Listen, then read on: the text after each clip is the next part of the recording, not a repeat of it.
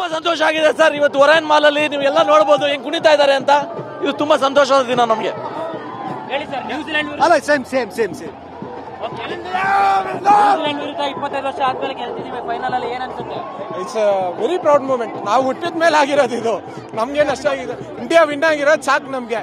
ಯಾರ ಮೇಲೆ ಗೆದ್ರೆ ಅಂತೆಲ್ಲ ಇಲ್ಲ, ಇಂಡಿಯಾ ಗೆದ್ರಲ್ಲ ಸಾಕು. Okay sorry sir.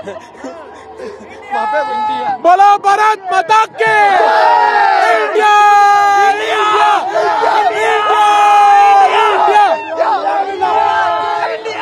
ಏನ್ ವಿಶೇಷ? ಏ ಬಾಯ್ ಚಾಂಪಿಯನ್ಸ್ ಟ್ರೋಫಿ ಎಷ್ಟು ವರ್ಷ ಆದ್ಮೇಲೆ ಗೆದ್ದೇವಿ. 2013 ಗೆದ್ದಿದ್ದು, ಹೊಳ್ಳಿ ಯಾವಾಗ ಗೆಲ್ಲತ್ತೀವಿ? ಇವಾಗ 2025 ಗೆಲ್ಲತ್ತೀವಿ. ಅದೇ ಖುಷಿ ಒಳಗೆ ಎಲ್ಲರಿಗೂ ಸಂಕ್ರಿ ಹಚ್ಚತ್ತೀವಿ. ನೀವು ತಗೋರಿ ಬಾಯ್.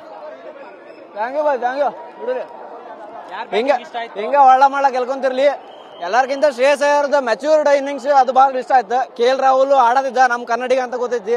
ಎಲ್ಲ ಇನ್ನಿಂಗ್ಸ್ ಪೂರ್ತಿ ಆಡ್ಕೊಂಡ್ ಬಂದಾನ. ಅವ್ನು ಚಾನ್ಸ್ ಲೇಟ್ ಆಗಿ ಕೊಟ್ರ, ಬಟ್ ಆಡೋಣ ಕರೆಕ್ಟ್ ಆಗಿ. ಬಟ್ ಟೀಮ್ ಎಫರ್ಟ್ ಅಂತೂ ಐತಿ ಸವಾಶ ಭಾರಿ. ಅದ್ರಾಗ ಮತ್ತೆ ಮೆಚ್ಚಬೇಕ.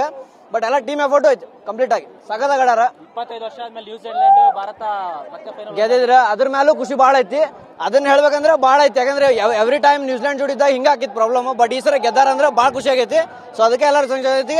ಎಲ್ಲಾರು ಇಂಡಿಯಾ ಕಿ ಜೈ ಏನ್ರಿ, ಭಾರತ್ ಮಾತಾ ಕಿ ಒಂದೇ ಒಂದೇ. ಈ ಸಲ ಇದೇ ಜಾಗ ನೆಕ್ಸ್ಟ್ RCB ಮ್ಯಾಚ್ ಫೈನಲ್ ಬರೋಣ. RCB ಗೆಲ್ತಾರೆ. ಜೈ RCB.